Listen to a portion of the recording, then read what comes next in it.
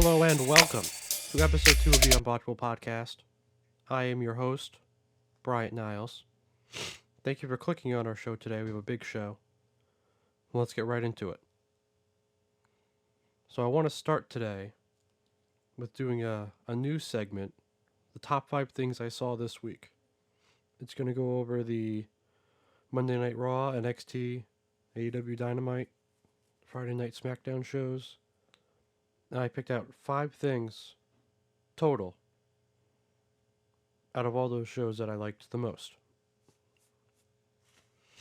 So starting at number 5, I have Solo Sikoa. Solo Sikoa had himself a week this week. He had a great match with Rey Mysterio on Raw, followed up by an incredible match with Brittle on SmackDown just last night. It was a really breakout week for Solo. Something that he didn't need, because in my opinion he's already a superstar.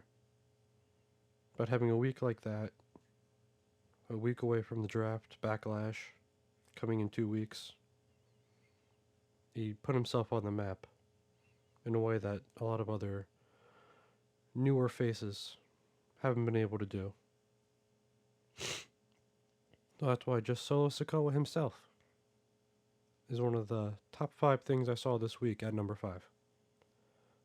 At number 4, it was the Judgment Day and Bloodline. I think having that little collaboration of tease, if you will, on Monday night really set us up for the summer. I don't think it'll be anything that occurs until maybe late June, July, if they're going to do anything with it. But the fact that they are planting some seeds in late April shows who's in charge. Triple H loves his long-term stuff. So seeing that they're already planting the seeds, making you think about it, it's something that they probably have planned going forward, and it's probably going to be something that is the story of the summer. Which is why the Judgment Day and the Bloodline angle is at number 4 of things I saw this week. At number 3 was the Trish Stratus promo on Monday Night Raw. Why the Trish Stratus promo? Because when you look at the women's division for the past half a year, it's been lacking depth, character development, interest. They always perform incredibly, but what they lack is the ability to capture an audience, regardless of what they're doing. But Trish Stratus was able to hold an audience for, 3-5 minutes? Control the audience, get the reactions she wanted, and I don't want to say start a second women's revolution, but we might be at that point. I'm going to go into it in more depth later. Well, that's why that Trish Stratus promo is at number 3. Number 2 was Charlie Dempsey versus Wesley on NXT. In my opinion, it was one of the matches of the week. You'll see what my match of the week was, number 1. But in my opinion, it was one of the better matches we saw, because I wasn't expecting it. I knew Charlie Dempsey was good. I knew Wesley was good. Didn't know if they would have synergy and mix as well as they did, but when you put them in the ring, they looked phenomenal together. It was an unexpected surprise, which I'll go into a little bit later when I talk about the title matches that happened this week. But just for now, that's why they're number 2 on my list. Number 1, for a very similar reason that was unexpected. No one saw it coming. was Miz versus Rollins on Raw. This match was just thrown to us. We didn't expect it. We didn't know what was it about? Why were they having it? But then Miz just shows up and puts in the work. No one thought that Miz was going to do all of the in-ring work that he did for that match. So it really caught people by surprise when he was able to perform at the level that he did. So having that match on Monday Night Raw where no one was ready for it, wasn't a pay-per-view match, but it was a pay-per-view worthy match, was something that took a lot of people by surprise and was a big positive of the week. So that's why Miz and Rollins was number 1 on my top 5 list.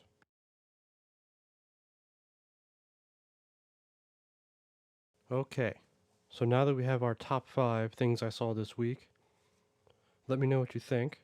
But now I want to get into a lot of the meat of what happened this week. So I want to talk about, first I'm going to talk about on Monday Night Raw, the emergence of the factions, the rebirth of faction wrestling in WWE, which in my opinion is probably the bigger story of the week, based on the content that we've gotten over the past decade. You had the LWO, Judgment Day, Bloodline, KO, Sami, and Riddle, which aren't really a faction, but until Backlash they are. And you had the new Maximum Male Models and Alpha Academy faction of what it looks like so far. But I wanted to talk about how this is something that can not only launch the company into a more diverse audience, but also do a lot of wonders for a lot of different careers. The LWO were struggling as Legado, no fault of their own. Just the fans weren't really picking up on it. They didn't really have much interest, which was odd to begin with because the fans at NXT enjoyed it. But on the main roster, I guess because they don't watch NXT, they didn't really care. But then the second you make it something that they know and they care about, they're all in. Which is a different story for a different day.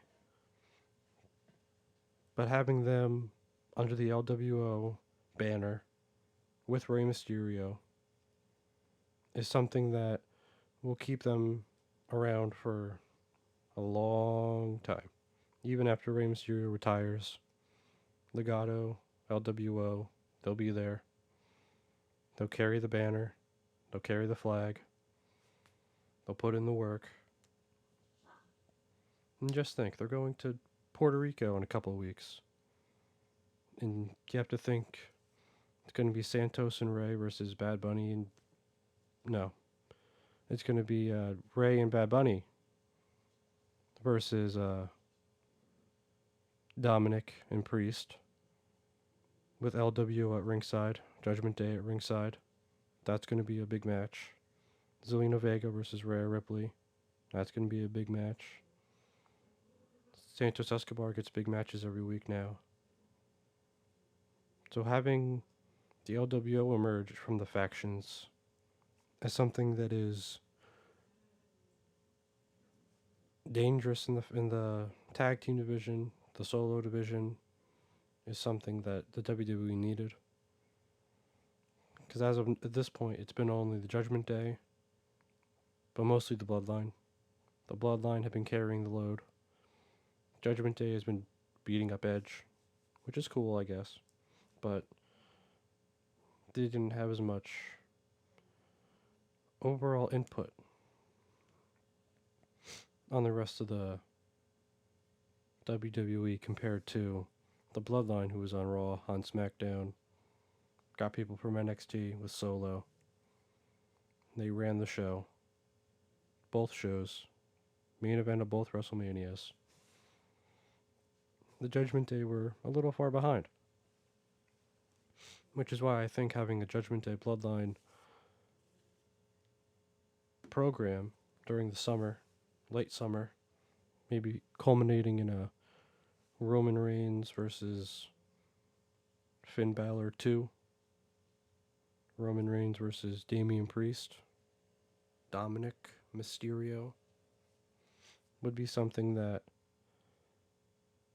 can really bolster their positions as a faction. Judgment Day were in a flux for a while, maybe until late last year. No one really knew why they were a thing. Well, we knew why. We remembered Edge. But why they were still together, even though they had no clear direction, weren't winning a lot. But now, you look at them, they're winning a lot. Clear direction. Ripley's a champion. I'm sure Finn will be a champion soon. Priest and Dominic are probably going to go for tag championships at some point. But now we can see why. Vince started the Judgment Day with Edge, sent it to Balor. Balor's had his best success since he's been Universal Champion. Even before that, probably. But this Bloodline Judgment Day feud will cement their legacy. It will make them the faction of whatever brand they get drafted to, whether it be Raw, SmackDown. It'll make them I don't want to say the bloodline of wherever they are, but it will. That's what they'll be. People tune in to see the bloodline. They don't tune in to see the Judgment Day necessarily. But if they can make a good program, good matches, promos with the bloodline, then maybe they start talking like that. Maybe Finn Balor wins back his United States Championship from Theory and has a Gunther-like run. Speaking of the United States Championship, that match announced for Backlash, Bobby Lashley, Austin Theory, Bronson Reed. Going to be a big United States Championship match. Hoping Bronson Reed wins, but to me, all eyes are looking like Austin Theories will retain. But there's always hope, no matter how little we have. Then the Maximum Male Models, Alpha Academy, their new faction, if you want to call it a faction. Didn't expect it to be a faction. Kind of expected Otis and Chad to just part ways. You know, the bird leaves the nest. But no, it seems like they're just like becoming one big happy family. We'll see how long that lasts. We'll see how it goes. Obviously, compared to the other factions, there's not a lot of to talk about because they haven't even had a actual appearance as a whole group, or even said that they were a full group, but it looks like they are. So we'll get more into that when we get more information, see what it looks like, see how it goes, see if it clicks. But for now, we're going to talk about the women's division in the WWE. I said I was going to talk more about Trish's promo. This is why we even have this topic. Because in my opinion, the promo almost reset the clock on how people are viewing the women's division. The promo was a attention grabber when I had no expectations it would be that. I didn't know what to expect. I kind of expected, your basic heel promo. I did it because I wanted to, kind of thing. But it was a deep promo. It was layered. It was long-term storytelling. She was on a different podcast. I think it was with Corey Graves and Kevin Patrick. If I'm wrong, my mistake, but I can't remember what it was exactly. But she said that originally she wanted to work with Becky at a house show last year. Or not a house show, it's a live event in Toronto last year. Which, it's an official WWE podcast, so that's the one that I'm remembering. So that planted the seeds almost 6, 7, 8 months ago for a storyline that just is coming to fruition now. So that's the kind of storytelling in the women's division that's been lacking. And it can lead to one of the bigger matches at SummerSlam if they decide to wait until then. If they make it at a Night of Champions or whichever event they decide to do. I prefer SummerSlam, but sometimes the clock ticks differently when you're in the business. So you gotta see what they decide. The women's tag team division is starting to take shape. It annoyed me on Monday night that Michin and Candice got little to no reaction for their match. The fans were just sitting. They were bored, which they had no reason to be bored. They had a great match. But that's part of why I think it's starting to take shape. Because they still had a great match with no energy from the crowd, no emotion from the people at ringside. Now, I'm sure there were people in the stands that were excited, but you couldn't hear them because everybody else was quiet, or they were talking amongst themselves. The occasional ah or ooh after a big move, but when you look at the overall reactions during a lot of the tag team matches, and even just a lot of the new superstars returning, like the Tegan Knoxes, the Michins and Candices, the reactions that they've gotten have been not great. Why? I don't know. They might need to find a little niche for themselves or something. With Candice, she has the Nikki Cross side angle, which they abandoned for a little bit, but just they got back to this week while she was in the crowd cheering for them during their tag team match. So it looks like that's coming back, so hopefully that can do something to help Candice. But the women's tag division, even after a lot of the women's tag team championship match on SmackDown, it was a great match. It had the story, it had the right team winning as of this moment. It could bring a lot of credibility to the titles with Liv and Raquel, which I think is what they need right now after having Damage Control hold them and then drop them and pick them up and then drop them again and do that for 6 months. And then Lita and Becky hold it only to have Trish and Becky lose and Lita not lose. So having Liv and Raquel bring a sense of normalcy to the championships might be what they need to flourish. And then maybe one day Chelsea and Sonya or another team, maybe a Chance and Carter, whoever can beat them, win. and then flourish from there. Maybe a women's tag team revolution, who knows?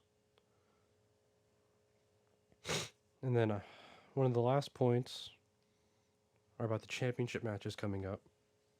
Io, Bianca, Ripley, Zelina. I think both challengers in these matches are going to become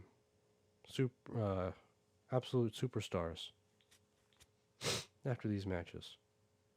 You know, Zelina just being in Puerto Rico is going to have a big response. The fans are going to love it. But, you know, she can also go. She knows what she's doing. She's done this before. She's had matches for championships. She's had big matches, former tag team champion.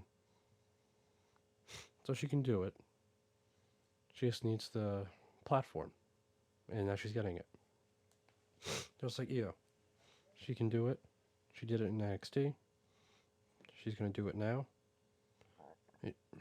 Maybe she'll win. Put some more cracks in the Damage Control Foundation. Maybe she won't win.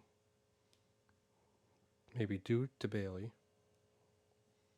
But we'll see. But I think either way, both of them are going to become megastars in the women's division after this. These tag team title matches. I want to go into title matches now. I want to talk about the title matches. We had a few this week. Wesley and Charlie Dempsey, I talked about it a little bit before. It was one of the better matches I saw this week. Mostly because I didn't know what to expect going into it. I knew Charlie Dempsey was a submission genius. You know, obviously the son of William Regal. He hits hard. You know, he's a strong guy. But I didn't know how much to expect their styles to mix, their styles to clash. But they did fantastic. If they did it again, I would watch again. Which, if you look at matches and you want to see if they were good matches, really just ask yourself if you would watch it again if they put it on a different event. And if the answer is yes, then you know you got something special. And that's what we have with Charlie Dempsey and Wesley. The other match we had this week for a championship was NXT Tag Team Championships. Schism, Gallus, and Creeds. It was an interesting match because, first and foremost, the Dyad requested their release like a few weeks ago, maybe 3-4 weeks ago. And they've been here ever since. So I'm assuming that they are going to wrestle for their 30 days. I believe it's 30 days, unless it's 90 days for main roster. That might be both. I have to check. Oh no, they're not main roster, they're NXT, so it's 30 days. But having them there was interesting. Because especially if you're going to release them, having them in a championship match doesn't really do anything. It doesn't give them a spotlight. It doesn't spotlight another team. It doesn't make the Schism look good when two of their primary faction members are going to leave. If they leave. But as of a few weeks ago, that was the report. Of course, Of course, Gallus was going to win this match. They're too good. Those Gallus boys, they know what they're doing. They've done it for a pretty good amount of time. They were dominant in the UK. They're dominant here. And, you know, they're running out of challengers. You have to think Pretty Deadly's going to the main roster during the draft, which doesn't leave a lot of tag teams. Especially with Schism, the Dyad leaves. So we'll have to see how their reign ends up looking at the end compared to who they faced, who they beat. See how it stacks up. We had Wardlow versus Hobbs for the TNT Championship, with Wardlow coming out on top as the only title change this week. It was a good match. I like that Arn Anderson is with Wardlow now. But in my opinion, it was just a waste of time to have Wardlow win after Hobbs was really just getting started with his reign. And now it brings Hobbs way back down. He was making a climb towards the top of the card. But then losing just sent him right back down. We'll have to see what Tony Khan has in store. If he makes some good decisions around Hobbs. But we'll see. But I just didn't think it made sense. Because Wardlow would be he's already a star. He doesn't need to win. He already won twice. He didn't need the third right now. But we'll see how that goes. We'll see if Hobbs can rebound. Wardlow can have a better run than his first two. Maybe Arn Anderson is the secret ingredient. We'll see. Gunther versus Woods, relatively one-sided contest. Gunther looks great as always. I'm just really been impressed with Gunther over this past almost a year now since he's been Intercontinental Champion. He's been extremely dominant, which is not much. You can't say that about a lot of champions nowadays, besides Roman. There's not really a lot of champions that you look at and you think they're dominant. Bianca's held the Raw Women's Championship for over a year now, but you don't look at her and say that she's dominant. Why? I don't know. Maybe because her matches look closer than a lot of Gunther's matches do because of how hard he hits and the size he has. He's an intimidating guy. He's big. He hits hard. Bianca hits hard, but Gunther, oof, he hits hard. It makes even Roman look like he's not as dominant as Gunther. Roman, you look at him, he's not as big as Gunther. Doesn't hit as hard as Gunther. But hasn't lost by himself in almost 3 years.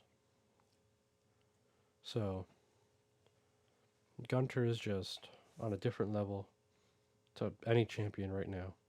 Roman, MJF, Carmelo Hayes, Bianca, Rhea, Theory, tag champions. No one's beating Gunther anytime soon. Might even go over Roman's streak whenever that ends. Might be 6 undisputed champions down the line and Gunther will still be Intercontinental Champion. Who knows? And then the last championship match was Liv and Raquel versus Chelsea Green and Sonya Deville. We went over it a little bit during the last segment. Obviously, a lot of what I said there holds true here. It was a good match. Chelsea and Sonya, in my opinion, they're the next great tag team in the women's division. They're going to be one of the better teams to carry the division. Because when you look at the tag teams in the women's division, not many of them make sense. This one makes sense. They work good as a team. They have good synergy in the ring. Synergy out of the ring. Just like Liv and Raquel, that's the same thing. So you have this match. Had both tremendous women's tag teams. which are going to make it very interesting going forward to see how division shakes out.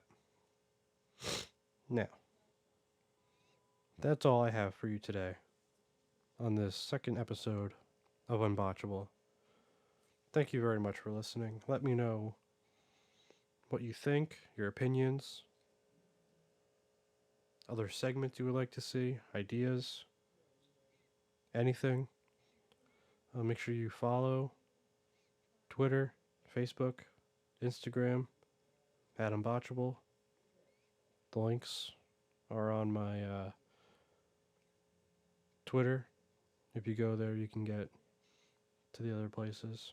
Or you can just go to the apps, search Unbotchable, and it'll pop right up. But thank you for listening. Don't forget to share your opinions. Let me know what we should do next. We have a big show next week. NFL draft recap. WWE draft Friday night recap. Predictions for that Monday's draft. Weekly roundup. It's going to be a big show next week, so make sure you subscribe, favorite, be ready to listen. But as always, stay off the top rope.